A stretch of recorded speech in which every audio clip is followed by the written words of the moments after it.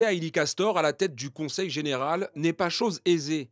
Stéphane Phinera-Horth s'y est attelé et a imposé sa vision de l'exercice politique. Mais on a vite compris que M. Phinera voulait ce qui est de bonne guerre, parce qu'on se trouve dans la gestion publique et dans beaucoup de collectivités.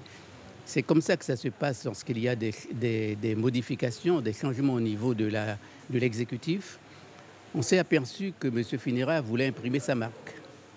Donc un certain nombre de choses qui avaient été mises en place par M. Castor, il ne souhaitait pas les maintenir. C'est là qu'on s'est rendu compte qu'il fallait tenir compte de cette nouvelle donne pour pouvoir évoluer dans le quotidien, dans notre administration, ce qui n'était pas toujours une excellente chose. Mais c'était l'exécutif et il fallait faire avec. Il considérait pour sa part qu'il était extrêmement important que le département retrouve une marge de manœuvre qui soit liée à ses compétences.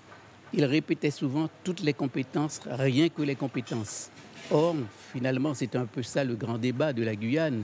Est-ce qu'il fallait s'arc-bouter, je devrais dire, sur les lois de compétences de 83 en disant on fait en Guyane comme on fait partout ailleurs, ou est-ce qu'il fallait considérer qu'il y avait des particularités qui faisaient qu'on devait quand même continuer dans un sens. C'est quand même une question qui a eu des conséquences par la suite, puisque d'autres présidents qui ont suivi se trouvaient entre ces deux systèmes.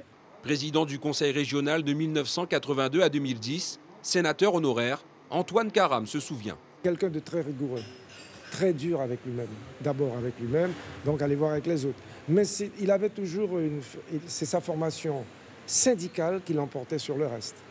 S'agissant du Conseil général, c'est un Conseil général reconnu par ses pairs, mais en 1994, lorsqu'il est devenu président et qu'Illy Castor est parti, il y a eu un certain nombre de turbulences. Je ne vais pas les évoquer aujourd'hui.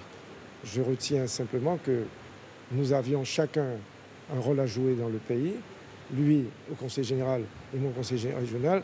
Et en fait, les différences se situaient au niveau des compétences. Alors, ça a créé des tensions, parce qu'on avait le sentiment que l'un chevauchait les compétences de l'autre. Mais en fait, c'est l'État qui divisait une fois de plus, qui séparait les uns et les autres. On a fini par se retrouver. Un bilan positif pour certains, plus nuancé pour d'autres. Dans la vie comme en politique, il est rare de faire l'unanimité. Stéphane Phinera-Horth le savait mieux que quiconque. Mes compatriotes, ce soir, vous avez montré que vous n'avez pas...